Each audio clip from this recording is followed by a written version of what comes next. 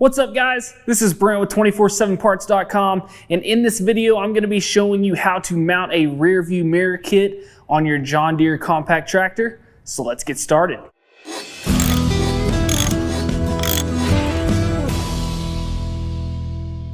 Before we get started, if this video happens to help you out or you like this video, we just ask you to hit that like button and subscribe to the channel, as that helps me out as well. Now, whenever we go to mounting this rear view mirror, what we're going to start with is 2 U-bolts and our bracket. Now, we're going to want to mount this bracket on the outside of our ROPS, and height-wise, we want to mount it right up next to, right in line with our rear reflector tape here. And then once we get that up and into place, we can go ahead and put one of our U-bolts into place here and start a nut on both sides. Then we're going to take a 19mm socket and our impact here. All right, then we can go on with our second U-bolt here. Go ahead and tighten those up as well. Now, you'll notice on this bracket that there are multiple sets of holes. There are also multiple places that you could mount this bracket. And then there are also going to be multiple sets of U-bolts to fit different sizes of ROPS.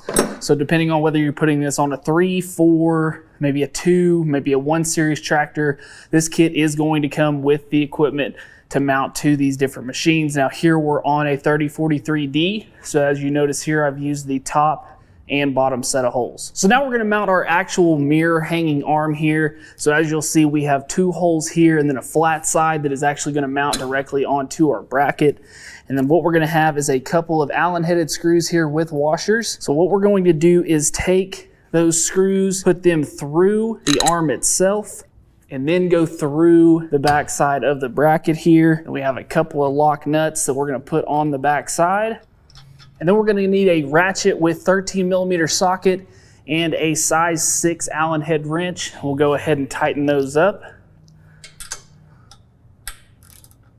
And then lastly, we just have our mirror to mount. Now, you'll notice here that on our mounting arm, there is a certain pattern here that has a couple of grooves here at the top and the bottom that are also going to match up with your mirror. That way, whenever you have this mounted on, it will allow for this mirror to pivot. So if we want to loosen up those bolts and pivot that mirror, we can do that. So to mount this mirror, we're going to simply set it on, make sure the grooves are lined up, and then also take our back cover piece here, make sure and get it lined up as well. And then we just have 2 Phillip head screws here that we just need to get started into those 2 holes. And we're going to take our large Phillip head screwdriver here, just start to tighten those up. Not going to get them super tight at first, so we can swivel this mirror and adjust it to how we need it. All right, so we've got that on now to where it'll rotate and pivot. And then next, we're going to reach up. We have a knob here on the inside of this arm that we can loosen up and then pull out on our mirror here to get it in place so we can get it put where we need it to see behind us properly. And then from here we can tighten everything down. Once we have everything in place where we want it, we're able to see in the distance what we're wanting to see. Now we can tighten everything down. Now keep in mind here that you may need to make adjustments also. You may want this lower if you're needing to see closer behind you. You may need this lower if you're wanting to see further back in the distance. You may want this out in front, and you may want this high up. So that's just going to be up to your discretion where you want this mirror, and then you can make adjustments as needed. And lastly, just keep in mind that this mirror is fully adjustable, whether we need to pivot it forward or backwards, or even if we need to turn it from side to side here. If we prefer it at this angle, or we need to swivel it in or out, we can do all of those things here with this mirror. And then also for storage purposes, if we need to go ahead and telescope this arm back in, we can do that by simply loosening this knob here. And then also for storage, if we need to pivot this mirror in, we can swing it all the way to the inside. So I hope this video helped you out, and if it did, we just ask you to hit that like button and subscribe to the channel, as that helps me out as well. And then also, after watching this, if you've decided that maybe this rear view mirror kit is something you need for your tractor, I'll make sure to leave a link to that down in the description below.